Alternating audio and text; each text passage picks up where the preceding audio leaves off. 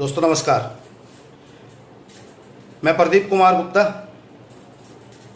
आपका मित्र, आपका भाई, आपका दोस्त, आज फिर आपको हलाल से संबंधित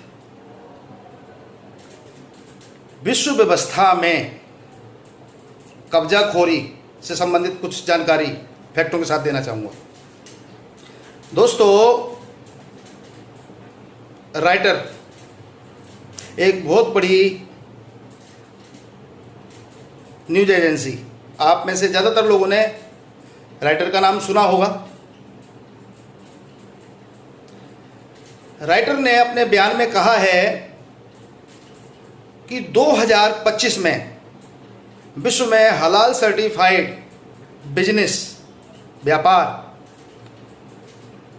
करीब करीब $10 ट्रिलियन का हो जाएगा।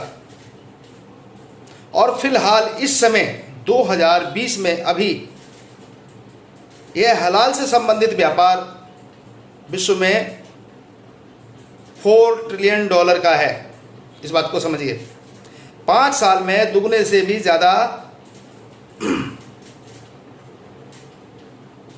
बढ़ोतरी के साथ ये खड़ा हो जाएगा। अब ये क्यों हो जाएगा, इसको समझिए। सबसे बड़ा मुद्दा कि कंपनियां अपने फायदे के लिए काम करती हैं। कंपनी एक एक ग्राहक को पकड़ना चाहती है, एक एक घर में वो दस्तक देना चाहती है। विश्व में लगभग 23% आबादी इस्लाम को मानने वाले की है। इस्लाम को मानने वाले, क्योंकि उनको पढ़ाया गया है, उनके आलिम, मुल्ला, मौलवी ने उनको बताया कि आप हलाल सर्टिफाइड लीजिए, तो वो हलाल को ढूंढेंगे।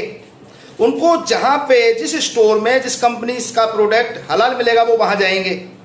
तो दूसरी कंपनी वाले भी अपना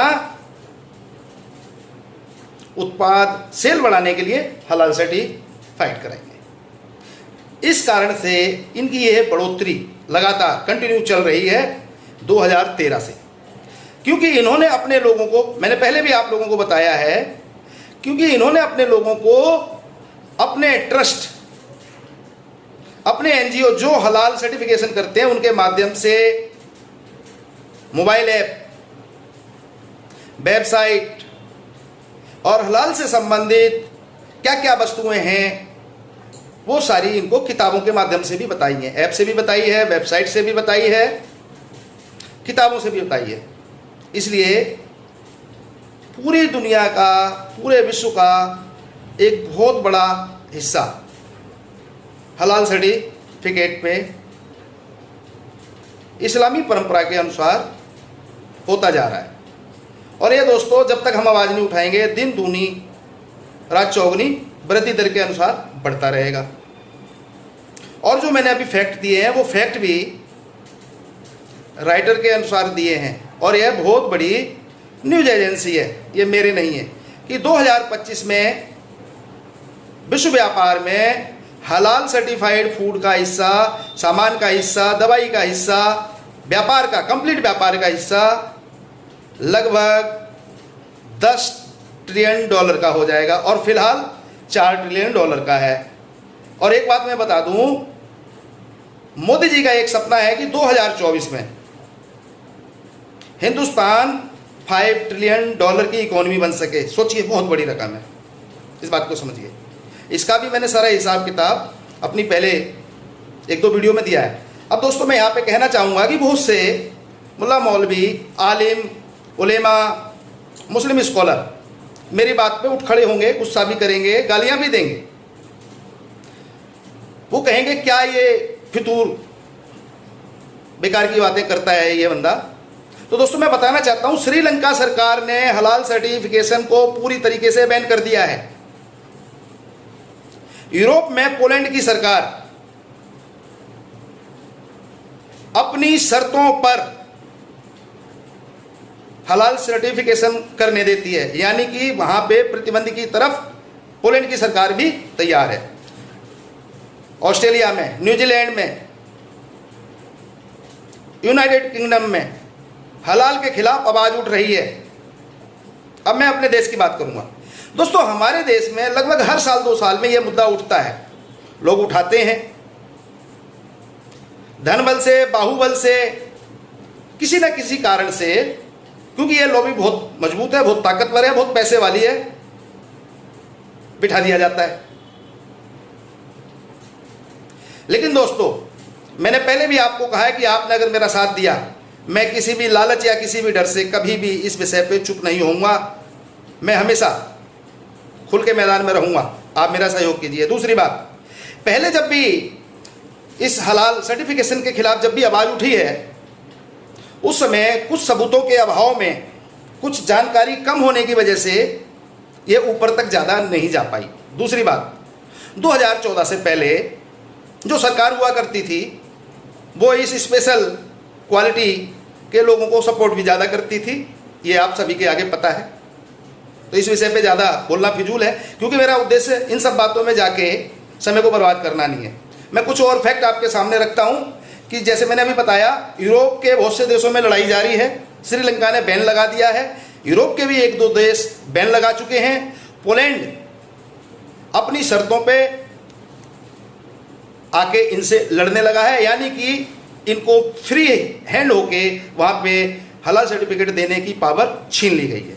सबसे बड़ी बात, अब दोस्तों यहाँ पे देखिए, आपको हिंदुस्तान के केरल के कोच्चि शहर में, मैं पहले भी सबूत के साथ दे चुका हूँ, हलाल सर्टिफाइड बिल्डिंग बन रही है, अपार्टमेंट बन रहे हैं। मैंने बोला हलाल सर्टिफाइड हॉस्पिटल बन रहे हैं। अब दोस्तों समझने वाली बात है, हलाल सर्टिफाइड चावल, हलाल सर्टिफाइड बेसन, हलाल सर्टिफाइड आटा, इस तरीके से ये हर छोटी से छोटी और हर बड़ी से बड़ी चीज़ पे कब्जा करते जा रहे हैं, और साथ ही ये अपने लोगों को जागरूक कर रहे हैं कि आप हलाल लीजिए, कंपनी आपके अंडर में आएगी, हम पूरी व्यवस्था पे राज करेंगे। क्योंकि किसी भी कंपनी के लिए, क्योंकि इनकी आबादी को हम अगर हिंदुस्तान के विषय पे बात करेंगे तो लगभग 18-20% है, और जिसमें अगर यह 10-12% भी हलाल सर्टिफाइड फूड की तरफ इनके लोग अग्रसर होते हैं तो इन कंपनियों पे एक बड़ा मुनाफा बनता है। इस वजह से वो कंपनियां, क्योंकि उनके अपने पर्सनल हित हैं, वो तो व्यापार करने आए हैं, व्यापार करेंगे, उनको कोई मतलब नहीं है किस लिए। अब वो दोस्तों समझने वाली बात है, कोई भी कंपनी 1,50,000 2 लाख रुपए खर्च करके अगर 10-20 करोड़ की सेल बढ़ा लेती है तो वो तो उस तरफ जाएगी, उसे हम नहीं रोक सकते। अब दोस्तों यहाँ पे मैं कुछ और एक बात कहना चाहता हूं, बड़ी पूरे विश्व में लगभग हर देश में, अब पॉइंट नोट करिए, जो मुस्लिम कंट्री नहीं है उनमें, यानी कि जो इस्लामी मुल्क नहीं है उन सभी मुल्कों में इन लोगों ने अपने मन मुताबिक और अपने मत के मुताबिक नियम कानून तय करके हलाल सर्टिफिकेशन एजेंसियां अलग अलग ट्रस्ट और एनजीओ के रूप में व्यवस्था में फैला दी गई हैं।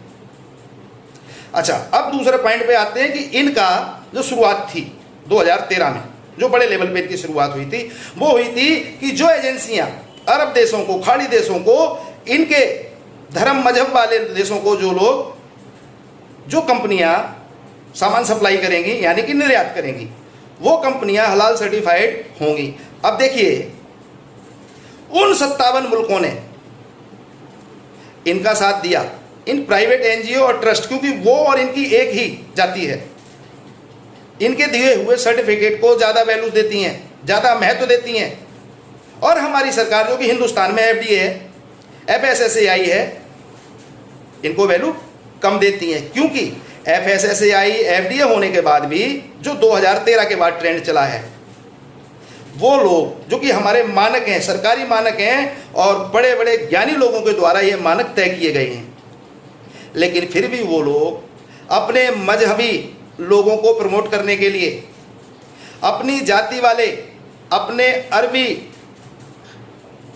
नियम कानून मानने वाले लोगों को आर्थिक फायदा पहुंचाने के लिए इनडायरेक्ट तरीके से फायदा पहुंचा रही हैं। दूसरी बात दोस्तों, बड़ी हमारी सरकारों के पास बहुत से काम है, बहुत से मुद्दे छुपे रहते हैं, और किसी भी देश में, और खासतौर से हम अगर अपने देश की बात करें, इतनी बड़ी जनसंख्या, इतना बड़ा देश, पिछले सैकड़ों सालों में इतने सारे मुद्दे खड़े हो गए हैं, सरकार तक पूरी जानकारियां नहीं है। तो दोस्तों, मैं आप सभी का आह्वान करूंगा, इन गलतियों को जो पुराने समय में हुई हैं, कुछ लोगों ने अपने लालच बस अपने फायदे के लिए जो घटिया हरकतें करके अपने मन मुताबिक नियम कानून अपनी जेब भरने के लिए जो व्यवस्थाएं बनाई हैं, इनको ध्वस्त करने के लिए सरकार को जगाइए, सरकार को बताइए, और सरकार जानेगी तो ये व्यवस्थाएं बदलेंगी। और सरकार कब सुनती है? जब हमारी एकता का प्रदर्शन होता है। एक होइए, सोशल मीडिया के माध्यम से होइए, टीवी चैनल के माध्यम से होइए, अखबारों के माध्यम से होइए, घर घर जाइए, हर व्यक्ति को, हर स्त्री को, हर बड़े को, हर बुजुर्ग को, हर बच्चे को बताइए। और जितनी भी कंपनियां हलाल सर्टिफिकेशन लेके बैठी हैं, उन कंपनियों के फ़ोन नंबर और ईमेल पे उनसे सवाल जवाब कीजिए